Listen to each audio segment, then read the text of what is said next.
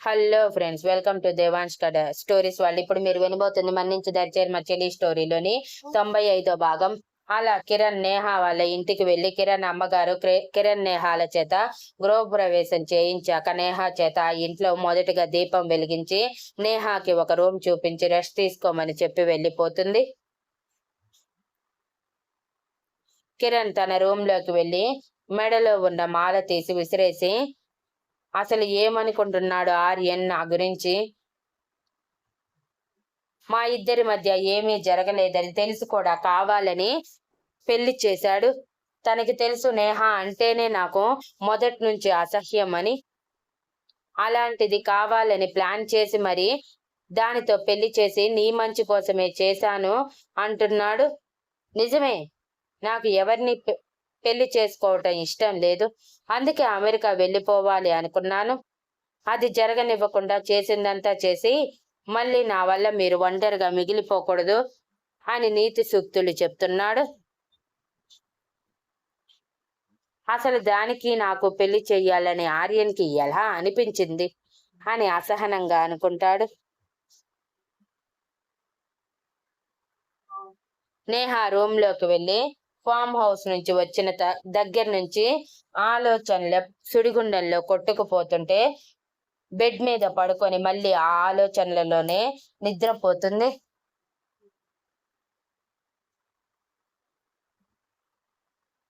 తర్వాత రోజు కిరణ్ నేహాల చేత వ్రతం చేయించి ఆ నైట్ కి ముహూర్తం పెట్టించారు.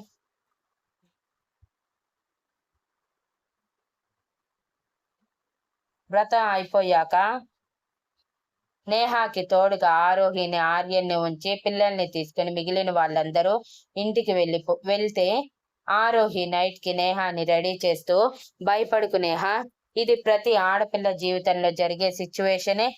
పైగా కిరణ్ చాలా మంచివాడు, నిన్ను అర్థం చేసుకుంటాడు. రూమ్ కి వెళ్ళాక కిరణ్ ముందు నర్వస్ అవ్వకు, ఏదైనా కానీ మీ ఇద్దరు సంతోషంగా ఉండటమే మాకు కావాల్సింది అని చెప్పి తనని రెడీ చేసి పాలిచ్చి కిరణ్ దగ్గరికి పంపిస్తుంది.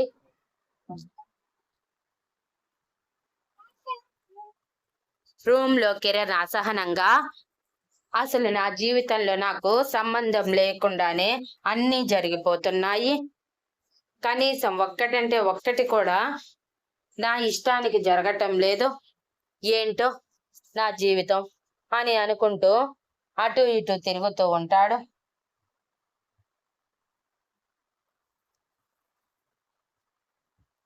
అంతలోనే నేహ లోపలికి వచ్చి డోర్ క్లోజ్ చేసి కంగారుగానే అడుగు వేసుకుంటూ కిరణ్ ఎదురుగా నిలబడి పాల గ్లాస్ కిరణ్ ముందుకి పెడుతుంది.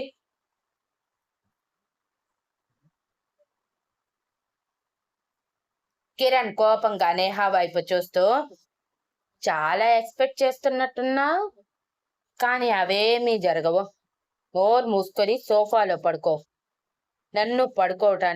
నన్ను ముట్టుకోవటానికి ట్రై చేయకు.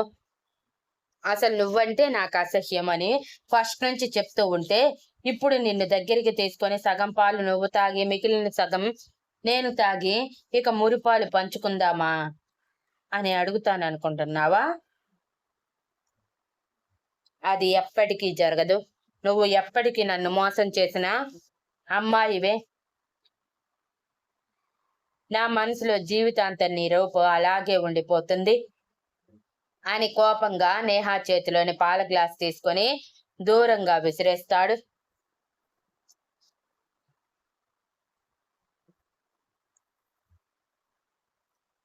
నేహ ఏడుస్తూనే వెంటనే కిరణ్ కాళ్ళ మీద పడిపోయి, నన్ను క్షమించు కిరణ్, నీ విషయంలో నేను చేసింది చాలా తప్పు. అది నా వరకు వస్తే కాని నాకు అర్థం కాలేదు. అలా అని నేను నిన్ను నా విషయంలో ఇబ్బంది పెట్టను, కానీ ఎప్పటికైనా నువ్వు నన్ను యాక్సెప్ట్ చేస్తావని ఎదురు చూస్తూనే ఉంటాను. నీ ఇష్టం. ఇక నేనెప్పుడు నీ మాటకి వ్యతిరేకంగా ప్రవర్తించను. ఇప్పుడిప్పుడే నాకు అన్నీ అర్థమవుతున్నాయి. నేను ఎవరి జీవితాలతో ఆడుకున్నానో అని, నేను ఎందరి జీవితాలతో ఆడుకున్నానో అని. అది తలుచుకున్న ప్రతిసారి నా మీద నాకే అసహ్యం వేస్తుంది.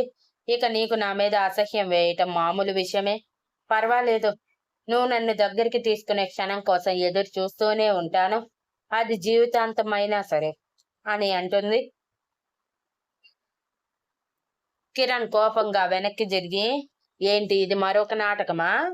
నీ మీద నాకు నమ్మకం లేదు. నువ్వు ఒక రంగులు మార్చే ఊసర వెళ్ళివి.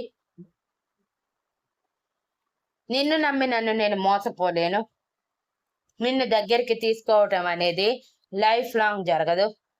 నువ్వు ఇలా జీవితాంతం ఒంటరిగా మిగిలిపోవటమే అని చెప్పి బెడ్ దగ్గరికి వెళ్ళి బెడ్షీట్ మీద ఉన్న పువ్వులన్నీ చల్లా చెదురు చేసేసి, ఇదొక్కటే ఇప్పుడు తక్కువ అని నేహ వైపు కోపంగా చూసి చెప్పి పడుకుంటాడు.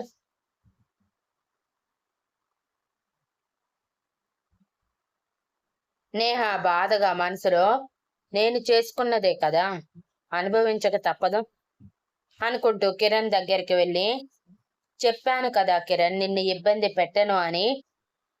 నాకు కూడా ఇప్పుడప్పుడే నీ మీద ఇష్టం మొదలవుతుంది. అది ఎలా అన్నది కూడా నాకు తెలియదు. బహుశా మొన్న రాత్రి మన ఇద్దరి మధ్య జరిగిన దాని వల్ల అయ్యి ఉండొచ్చు. అందుకే పెళ్లికి కూడా ఏ అభ్యంతరం చెప్పకుండా చేసుకున్నాను. అలా అని నేనంటే ఇష్టం లేదని నువ్వు వేరే అమ్మాయి జోలికి వెళ్తానంటే మాత్రం నీ కాళ్ళు చేతులు విరగ్గొట్టైనా సరే జీవితాంతం సేవ చేసుకుంటూ నాతోనే పెట్టుకుంటాను.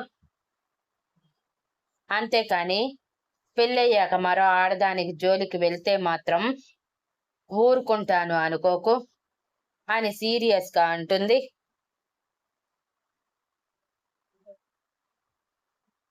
కిరణ్ పైకి లేచి కోపంగా నేహ మీదకి వెళ్తూ, ఏం చేస్తావే? ఆహా, ఏం చేస్తావంట? నా ఇష్టం, నేను ఎవరినైనా ఉంచుకుంటాను. ఏ అమ్మాయి జోలికైనా వెళ్తాను. నీకేం హక్కుందని నాకు నువ్వు ఆర్డర్స్ వేయటానికి? చెప్పాను కదా నీకు నాకు ఏ సంబంధం లేదని. ఈ తాళి చూపించి నన్ను బ్లాక్మెయిల్ చేయాలని చూడకు. ఏం చేసినా, ఎన్ని బ్లాక్మెయిల్స్ చేసినా నా ఇష్టం వచ్చినట్టు నేను ఉంటాను. అడగటానికి నువ్వు ఎవరు అని కోపంగా అడుగుతాడు.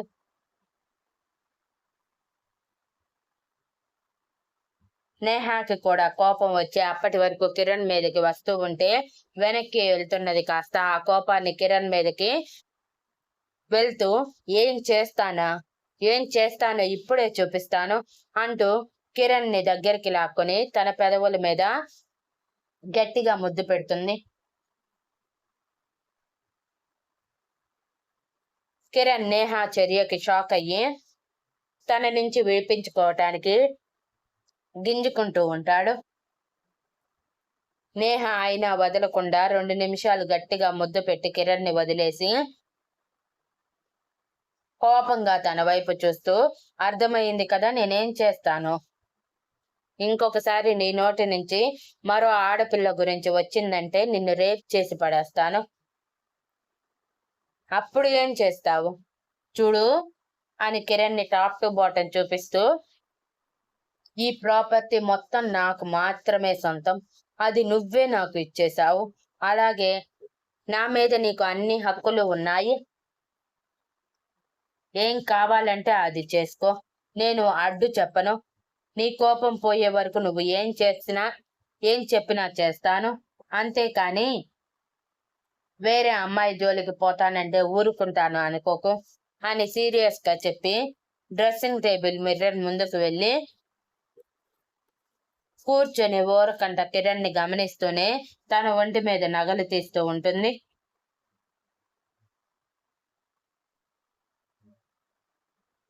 నేహ చేసిన పనికి, మాట్లాడిన మాటలకి కిరణ్ షాక్ అయ్యి, అమ్మో ఇది అన్నంత పని చేసేలా ఉంది. అసలే ఈ రూమ్ డెకరేషన్ చూసిన దగ్గర నుంచి ఒకటే పిచ్చి పిచ్చి ఆలోచనలు వస్తున్నాయి. ఇప్పుడు ఇది చేసిన పనికి పూర్తిగా మైండ్ బ్లాక్ అయిపోయింది. రే కిరణ్, ఇక వాగకుండా అన్నీ మూసుకొని పడుకో అనుకుంటూ బెడ్ మీదకి చేరిపోయి పూర్తిగా ముసుగు తన్ని పడుకుంటాడు. Thank you for listening and please like, share, comment and subscribe.